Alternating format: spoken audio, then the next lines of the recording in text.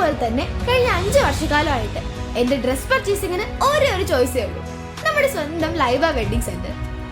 Laiba wedding centre, Pookkottumpadam, Wandoor, Karuvarakundu.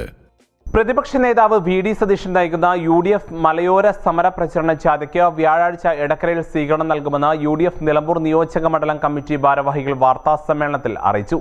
Nilambur മണ്ഡലത്തിലെ സ്വീകരണ കേന്ദ്രമായ എടക്കരയിൽ നടക്കുന്ന സമ്മേളനത്തിൽ 5000 പേർ പങ്കെടുക്കുമെന്നും ഭാരവാഹികൾ പറഞ്ഞു.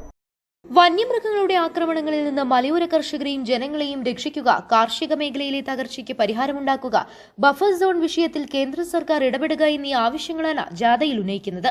പ്രതിപക്ഷ നേതാവ് വി.ഡി. സതീശിനു പുറമെ UDF നേതാക്കളായ P.K. Kunhalikutty, Mons Joseph, CP John, P.J. Joseph, Anoop Jacob, MM Hassan, KN Khader, Sandeep Warrier തുടങ്ങിയവർ സ്വീകരണ യോഗത്തിൽ സംസാരിക്കും.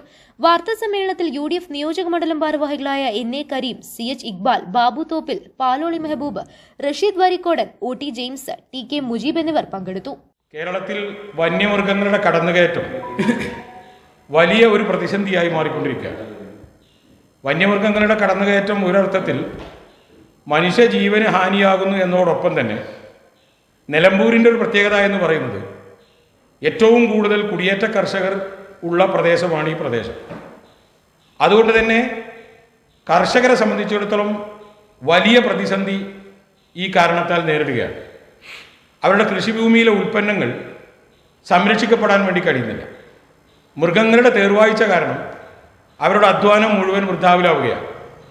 അതോടൊപ്പം തന്നെയാണ് മലമേഖലകളിൽ താമസിക്കുന്ന ആളുകളുടെ ജീവന് ഭീഷണിയായിട്ടുള്ള വന്യജീവികളുടെ ആക്രമണവും കൊലപാതകവും. അപ്പോൾ നമുക്ക് തന്നെ അറിയാം, ഈ അടുത്ത കാലത്ത് നമ്മുടെ നിയോജകമണ്ഡലത്തിനകത്ത് തന്നെ തൊട്ടടുത്ത മൂത്തേടത്തും തൊട്ടടുത്ത കരുളായിലും 2 പേരെ ആന ചവിട്ടിക്കൊന്നു. നമ്മളെ ഭീതിപ്പെടുത്തുന്നത് അത്തരമൊരു സംഭവം ഇനി ആവർത്തിക്കാതിരിക്കണം എന്ന് നമ്മളൊക്കെ ആഗ്രഹിക്കുന്നു.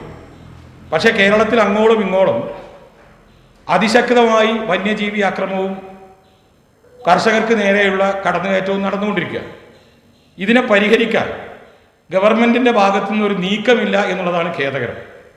വളരെ വേദനയോടുകൂടി ഒരു കാര്യം നമുക്ക് ഓർക്കാൻ വേണ്ടി കഴിയും. വയനാടിൽ ഒരു മരണം നടന്ന മരണസ്ഥലത്തേക്ക് പോകുന്ന ബഹുമാനപ്പെട്ട മന്ത്രി പാട്ടുപാടി ഉല്ലസിക്കുന്ന ഒരു ചിത്രം കേരളത്തിലെ മനസ്സുകൾക്ക് വേദനയുണ്ടാക്കി. നമ്മുടെ സഹജീവികളായിട്ടുള്ള ആളുകൾ അക്രമങ്ങൾക്ക് വിധേയമായി, അതെങ്ങനെയോ ആവട്ടെ, വന്യമൃഗമാവട്ടെ മറ്റെന്തെങ്കിലും ആവട്ടെ, മരണപ്പെടുമ്പോൾ അവരോട് ഐക്യദാർഢ്യം പ്രകടിപ്പിക്കുകയും അവരുടെ ദുഃഖങ്ങളിലും ദുരിതങ്ങളിലും പങ്കെടുക്കുകയും ചെയ്യേണ്ടത് അനിവാര്യമാണ്.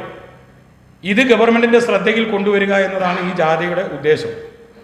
അതോടൊപ്പം തന്നെ നമുക്കെല്ലാവർക്കും അറിയുന്നത് പോലെ കേരളത്തിൻ്റെ ഭരണകൂടം, വകുപ്പുകൾ ഒരു ഏകീകരണ സ്വഭാവത്തോടു കൂടി പ്രവർത്തിക്കാത്തതിൻ്റെ ദുരന്ത ഫലം കൂടിയാണ് ഇത് എന്നാണ് മനസ്സിലാക്കുന്നത്. കാരണം ഫോറസ്റ്റ് വകുപ്പ് ഒന്ന് പറയുന്നു, മുഖ്യമന്ത്രി മറ്റൊന്ന് പറയുന്നു, ധനകാര്യമന്ത്രി മറ്റൊന്ന് പറയുന്നു എന്ന തലത്തിലേക്ക് കേരളം പോയിക്കൊണ്ടിരിക്കുക. ഇതൊരു കൂട്ടായ യജ്ഞത്തിനും ജനങ്ങളുടെ പ്രശ്നപരിഹാരത്തിനും ഉതകുന്നതല്ല. അതുകൊണ്ട് തന്നെ അടിയന്തരമായി ഗവൺമെൻറ് ഏകീകൃതമായ ഒരു തീരുമാനം കേരളത്തിലെ മലമേഖലകളിൽ താമസിക്കുന്ന കർഷകന്റെയും സാധാരണക്കാരുടെയും ജീവനും സ്വത്തിനും സംരക്ഷണം കൊടുക്കും. News bureau, Edakkara. സ്വന്തം ഹൈസ്പീഡ് ഇന്റർനെറ്റ്, നമ്മുടെ സ്വന്തം ഇന്റർനെറ്റ്.